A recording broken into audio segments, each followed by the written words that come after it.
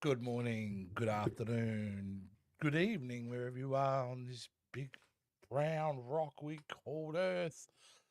Yes, welcome to I'm Talking To, my stream of consciousness show where I think things and then I get on live and I talk about those things because that's what basically this is, a stream of consciousness show. So if you can see from the thumbnail that I've posted, I recently have started watching Smallville. Now, the question should be, why are you going back and watching a show that was 20 years old? I don't know. I don't know where I came up with the idea, but I decided to. And I think it has to do with the fact that I also am a big fan of the podcast Inside of You with Michael Rosenbaum. And I was aware Talkville existed, but I really wanted to go back to watch Smallville. And I've just finished season one of Smallville, which has been great because, I watched the episode and then watched the podcast where the boys talk about the said episode. So it's been really enlightening from that aspect.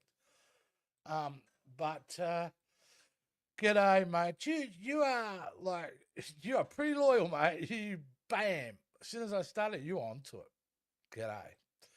So back to my stream of consciousness about Smallville.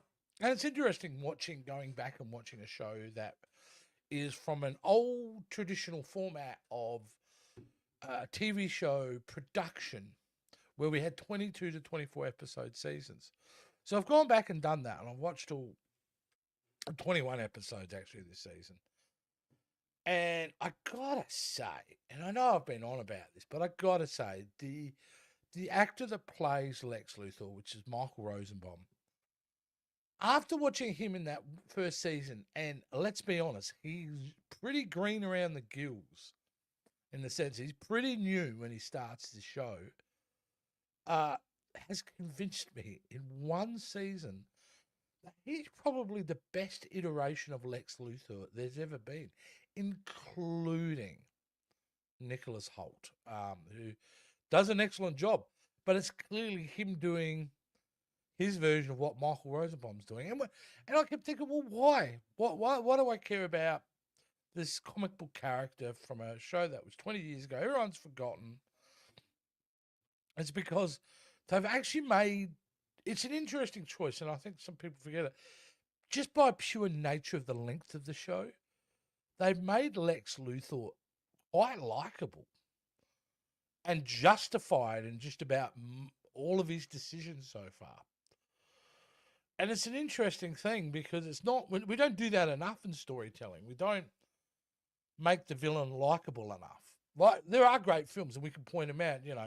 Thanos is a great example, right? From the Infinity War saga. Like, his reasoning to wipe out half the universe made sense. Like, I kind of agreed with him. And that goes for a lot of really great villains. And they were smart enough, the writers of Smallville, to make sure that they wrote a character that had a lot of depth to him. And man, what a great job. I mean, the fact that you're kind of rooting for Lex Luthor in this show is a testament to how wonderful it is. It really is. So I'm going to get back to, because I know that my thumbnail's all about Lex. I've got a lot to say about Lex. But this just popped up on my Instagram and I wanted to share. And it's kind of really pissed me off, to be honest with you. So let me show you what I'm talking about, because I don't believe this. They have they fired the voice of Beast Boy after 20 years. So the voice actor, Greg Sipes. Now, if you've ever watched the show or know Beast Boy, you know how iconic that voice is. So it's one thing he's been fired, and that's upset me. It's upset me. So it's not that he lost his job after 20 years. It's the reason what they're citing here. They're saying, and I won't read it, but can I highlight this? But just read this bottom bit. It says, Warner Brothers literally fired me on Valentine's Day right after I publicly shared my Parkinson's diagnosis. What? Surely that's not the case, right? Are you telling me he's claiming that Warner Brothers fired him after 20 years because he has Parkinson's? And yeah, like, yo, Joe's on here from the Catcher Squadron. How are you, mate? Yeah, Joe. Yeah, lawsuits. That's what's going to happen because, like, if that's true, the claim that he's making, he's going to earn so much more from that lawsuit than he was ever going to get as an actor on the show. Then you've got to start asking questions from the other perspective, right? And this is where it gets really tough. And I'm not even agreeing with it. I'm just stating where they may have an argument here of why they fired him, even though it seems so wrong. But Parkinson's manifests itself in ways for people differently, for each person differently. I've currently got a brother who's got Parkinson's.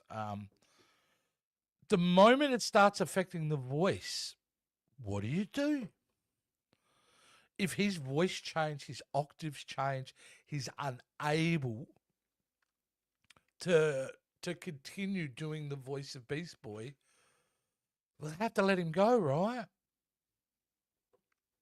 And that's really, really, really hard. But again, it's not the fact that they may have had to be let go because of Parkinson's. It's the way, again, these companies handle it. Like I don't understand this. Like corporations, if that's true, like, yeah, oh, look, we had to let him go. He's Parkinson's. There's no way he can continue. We had to let him go. To do it with some class, work with the man.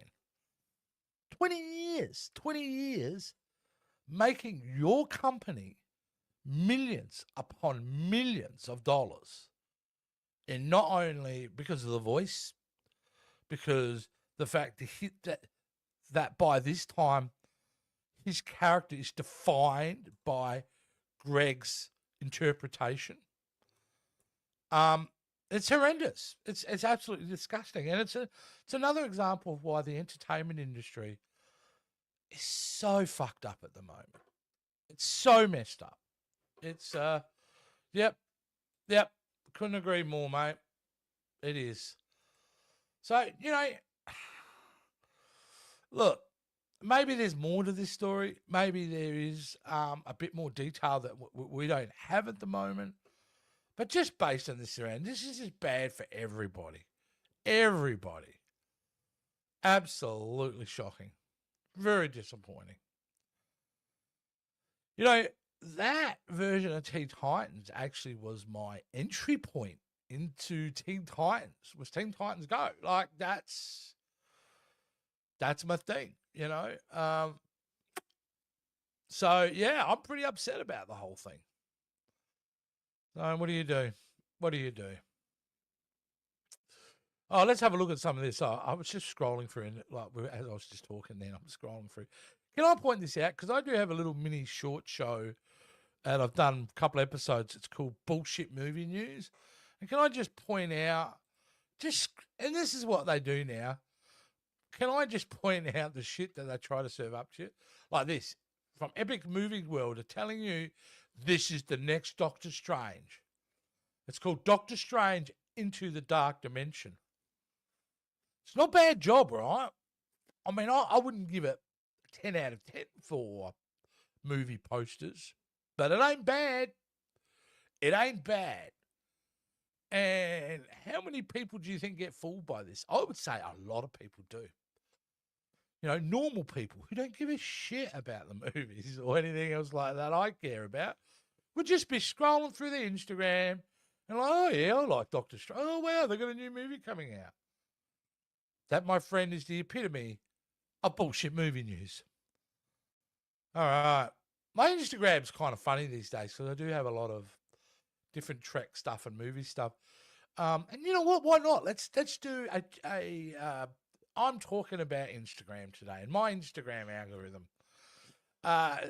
This guy here, T. Smitty Trex, I've been following this guy for a while, right? And here's the opposite side of AI. You've got this bullshit. All right. You and me both, mate. You and me both. Um, you have these bullshit, and then you have this, which is clearly AI, but it's used in a way that I find fascinating because it's about trying to make art using AI.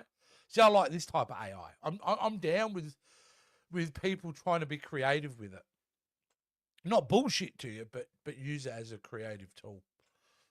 Very cool. It's very cool.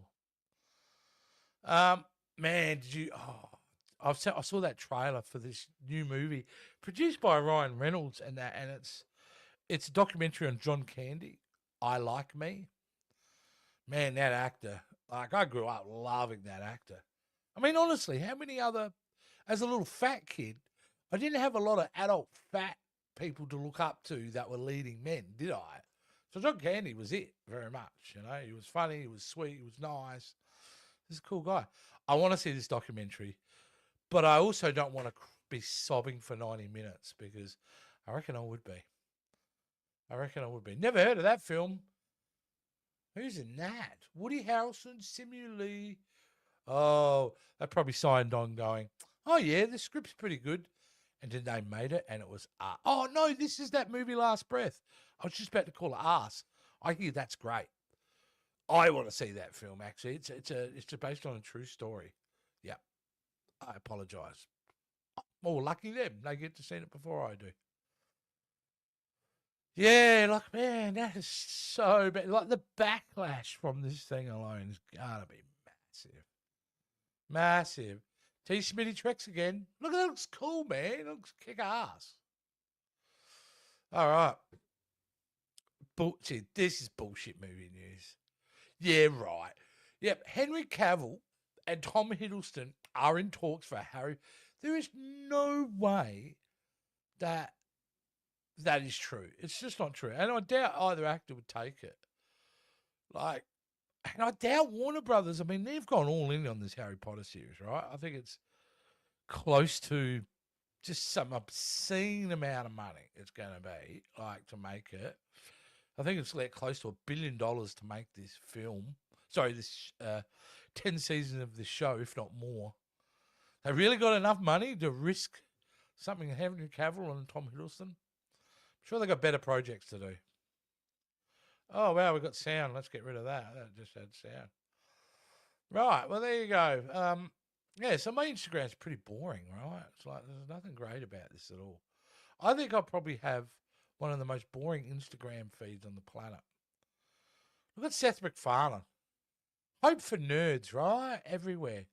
That was him in 99. Look at him. You just want to give him a wedgie, right? I'm going to stuff his head down in the toilet bowl. Nerd. Who's laughing now, right? Who's laughing now?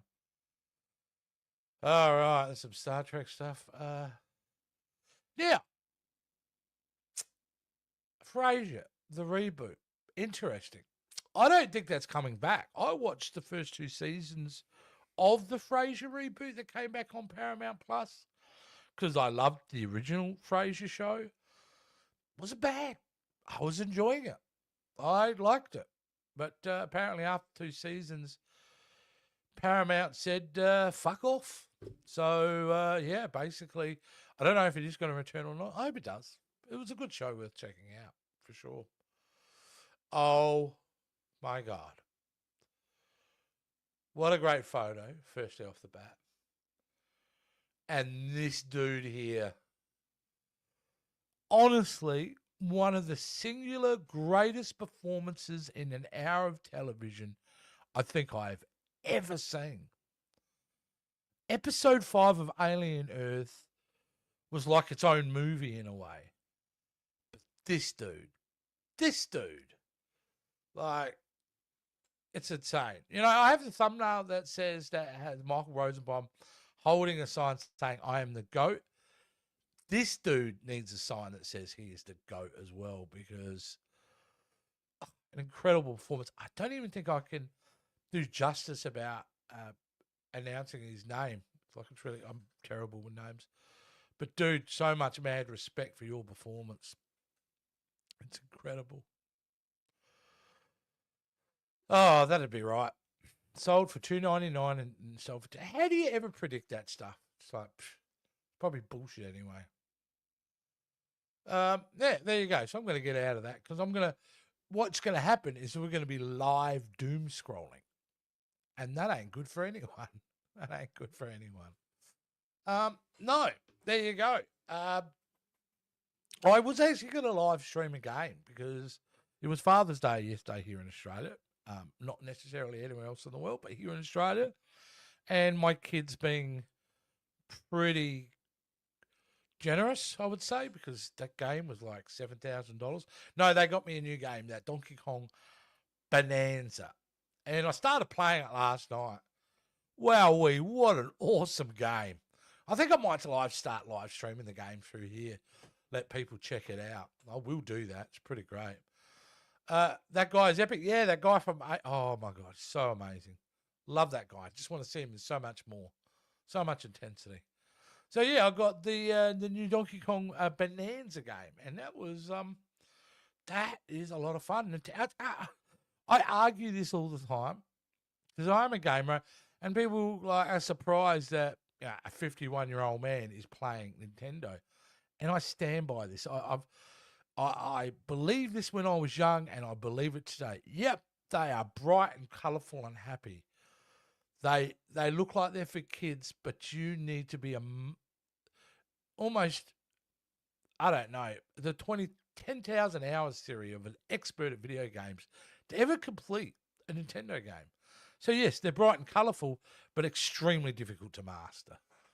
And that's what I like about Nintendo. Just when you think you got a hold of it, it lures you in, and then you're kind of getting frustrated and throwing controllers around in the room. But Donkey Kong Bonanza, I highly recommend it. You know, it retailed here in Australia, but it's just Australian dollars, and I'll say the American dollars in a minute, $129. You heard me.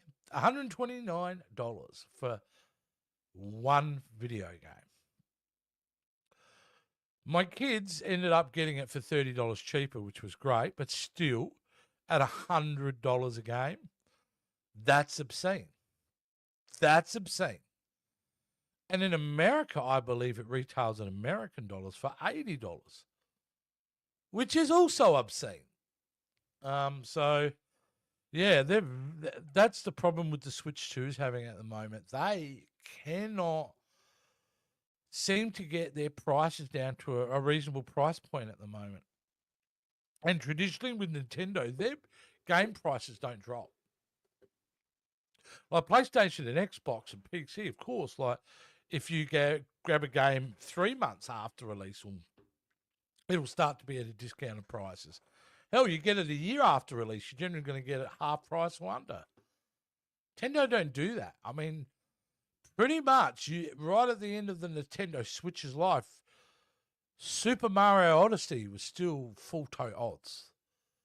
It was full price to buy. And that was a game that was released as a launch title with the machine in 2017. So, yeah. It's crazy that games are getting that expensive. It's kind of ridiculous.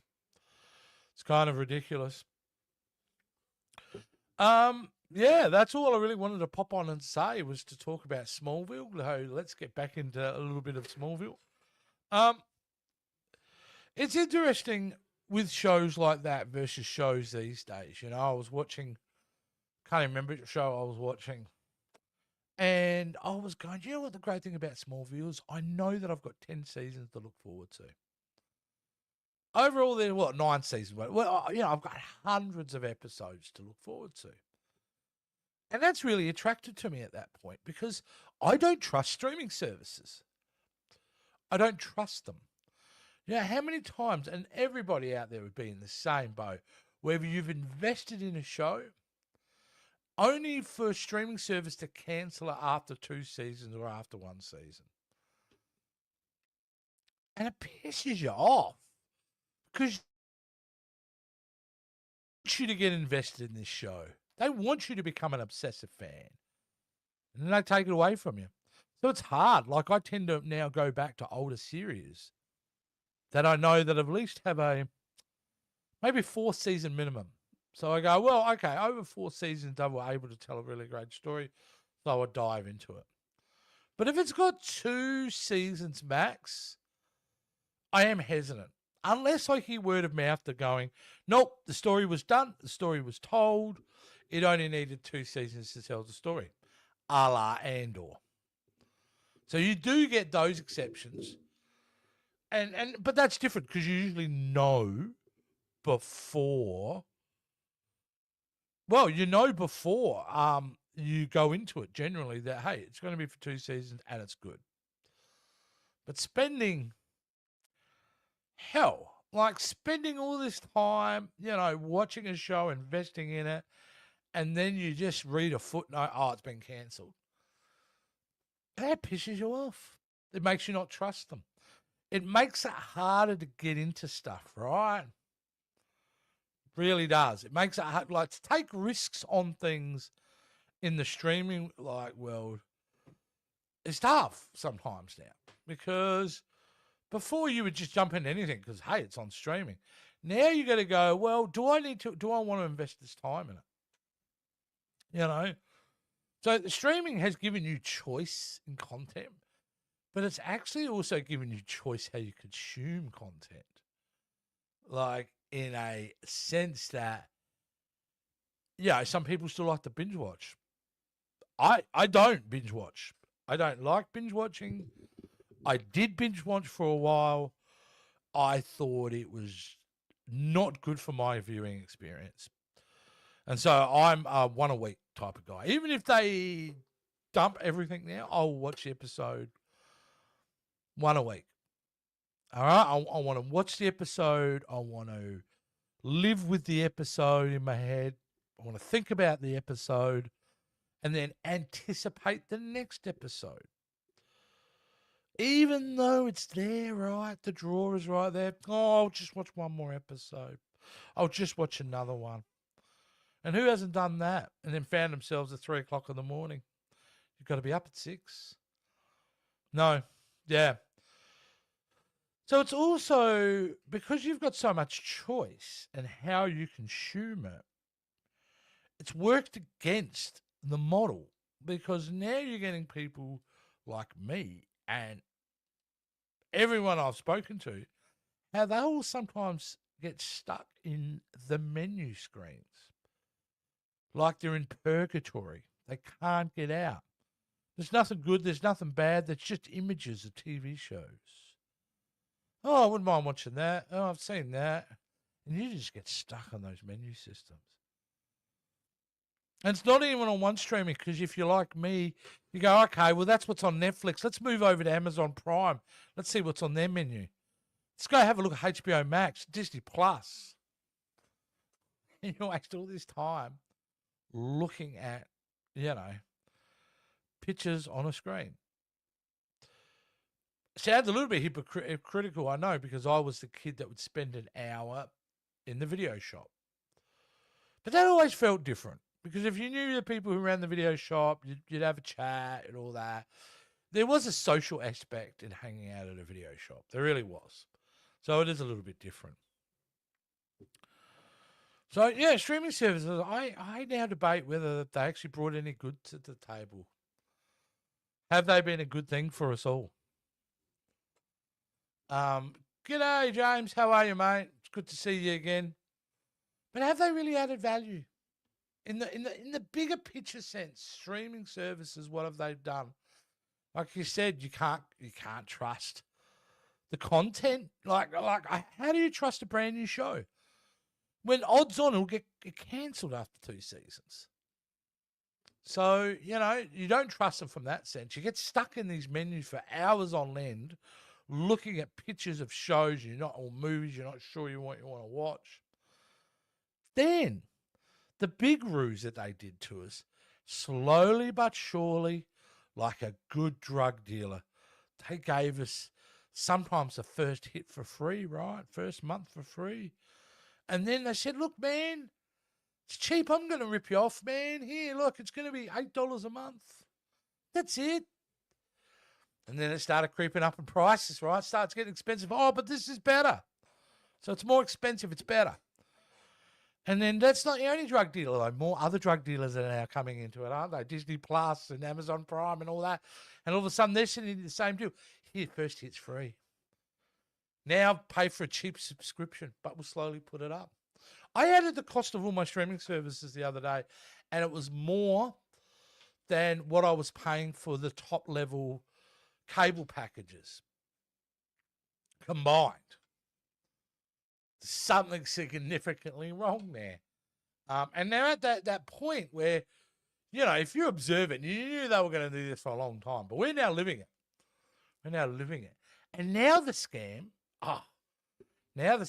is it too expensive? Have this cheaper version with ads. And what does that do? That allows the streaming services another way to gain revenue, not just from your subscription dollars now. We'll also get a chunk of money from the advertisers. It's a horrible thing. I really do. You know? And that's, James, right on the money, as always. Streaming services made me not going to the theatres as much anymore. And it's sad, right? Right? That whole thing around that where, and I've had a problem with this for years, James, is the combination of like shortening the theatrical release window to the online buy model. You know, back in the day, man, I remember like movies played at the cinema for months. Like Star Trek 2, The Wrath of Khan played for like 9 months. E.T. played for like 18 months at the cinema. Like Aliens was on for 3 months. And then if you were lucky, a year or two later, you get to see it on VHS, right? Or DVD, even DVD at the time. There was a window there which allowed a film, A, to be profitable, let it breathe, and word of mouth and give it a second wave. Then you build up anticipation for the home release, and that being a year, people can't wait. And so they go back, excited to go back and see E.T. again. Though E.T. took 6 years, believe it or not, because I remember that vividly as a kid, from theatrical release to home video release, 6 years. Yeah, that was kind of great. But now you go to a movie like Superman. Let's talk about Superman. Amazing film. Saw it at the cinema. But you didn't have to. And because 45 days after theatrical release, that thing was available at home to rent. 45 days later. So why do it? Now, if you got kids and you got a family, how do you afford to go to the cinemas these days? Sure, you could go on your tight-ass Tuesdays and your special deals and that, but you can't take a whole family and not get confectionery, popcorn, and all the things, because that's the whole thing about going to the movies, right? It's all about that whole experience. So, yeah, you don't. You don't. You know what I find myself doing? Saying, I will go and see that at cinema, but when the time comes, I just go, nah, I'll wait. I did that with The Naked Gun recently. I'll wait. You know, because I was like, I want to see it. And I know the value of seeing it in a cinema if it's a funny comedy, because, you know, the theatre experience with comedy and horror are great because it's a group thing. You know, people being scared together is fun. People laughing together is fun. But yeah, I just didn't do it. You know, so it's demonstrative in a way, this whole streaming service model. I think we're going to look back in history and look back at history and go, you know, maybe we jumped the digital gun too early. You know, and they never figured it out. And they knew it was coming. You know, remember Netflix, you know, its original goal was what it became. But it was years where it was just they would mail you out the discs. So the industry was aware, they just didn't take it seriously enough. So they're paying their price. How dare you, sir, say the new Naked Gun was crap? It was funny, man. Maybe it wasn't as funny as the original version, but that might be your member berries as well, thinking it was. I thought it was hilarious. I had a great time. I laughed. I thought there was some amazing lines in it. I'm sorry, sir, but we disagree. So, in a sense, it also streaming services. There we go. Sorry.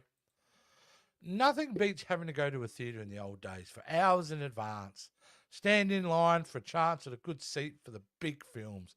It was an experience.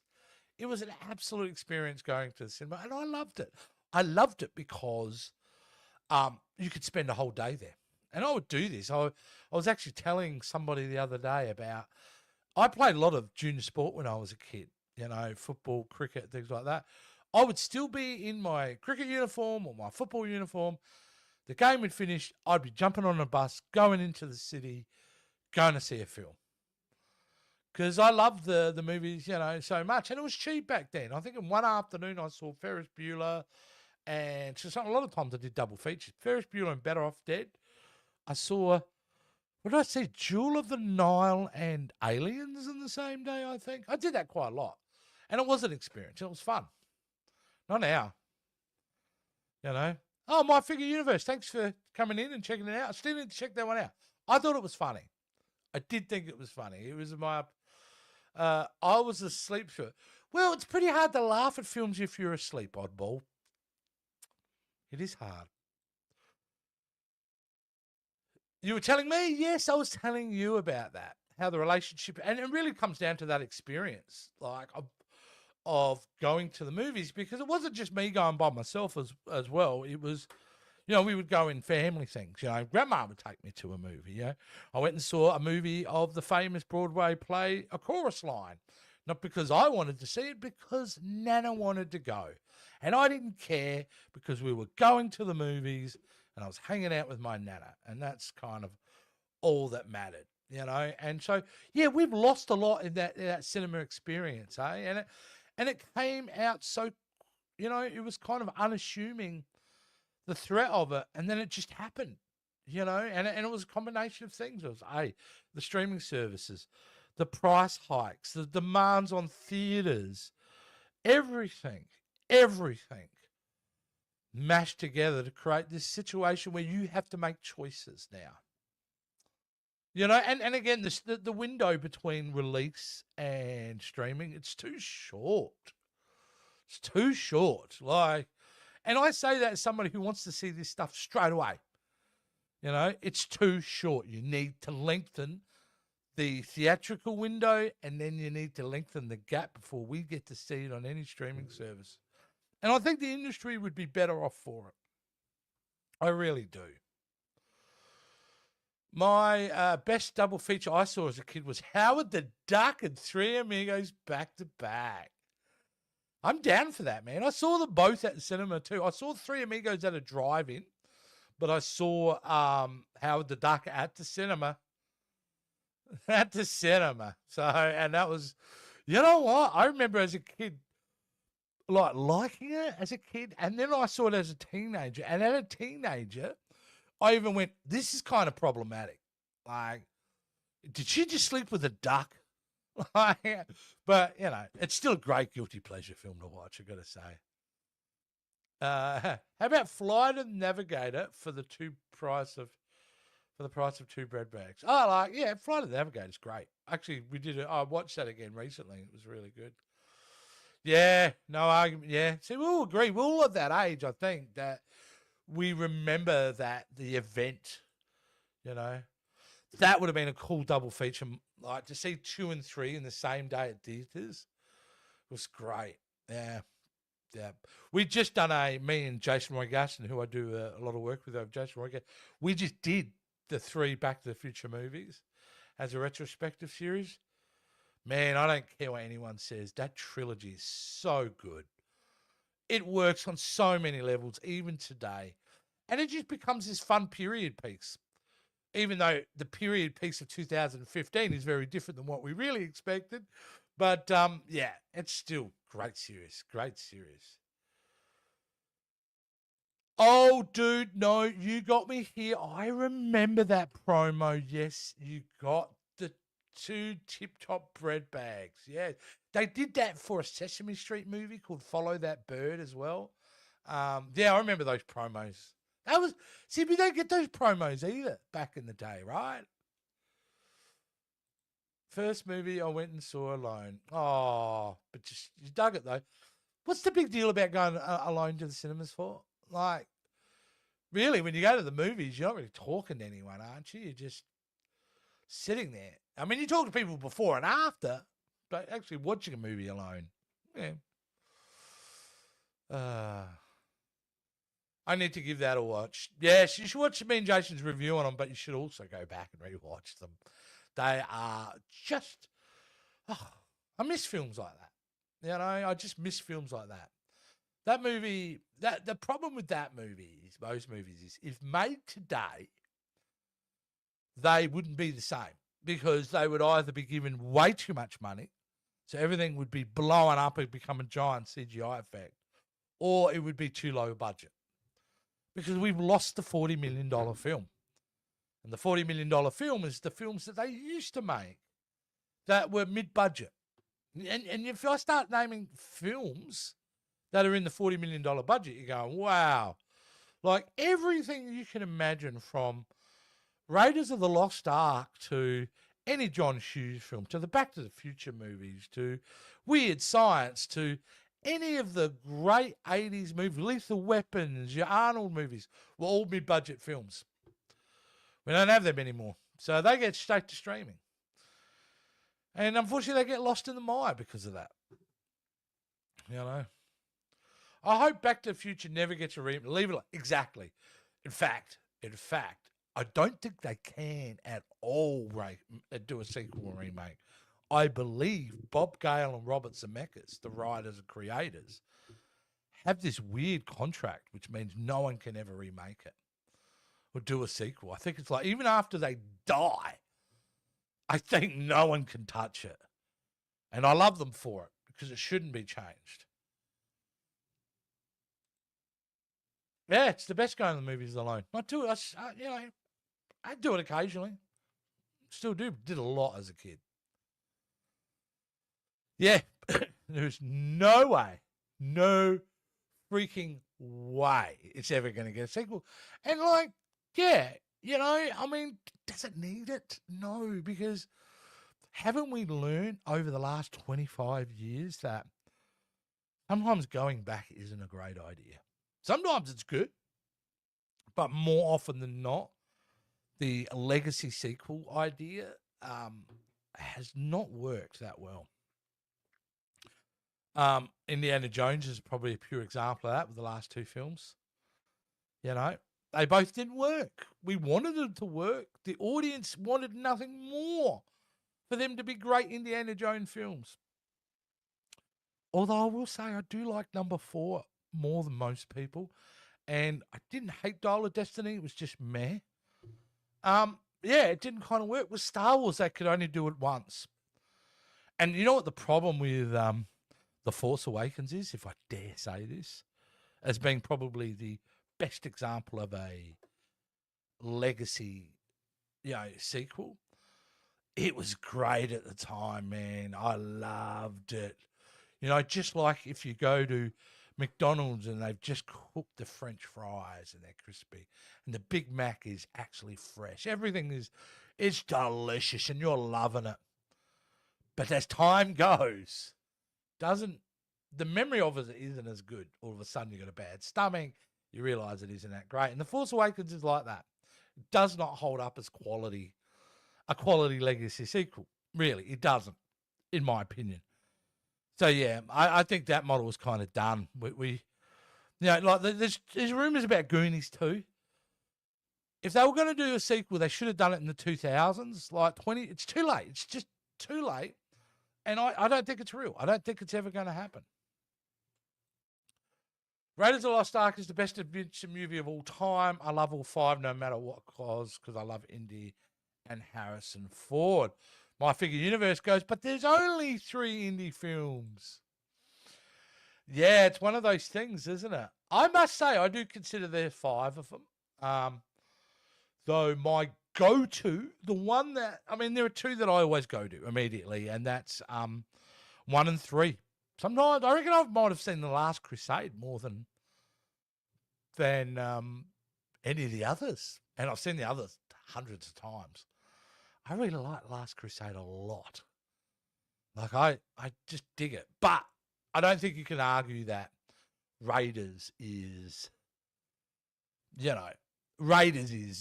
the best one out of it. I mean, it's a cinematic classic film now. Sound of Music 2.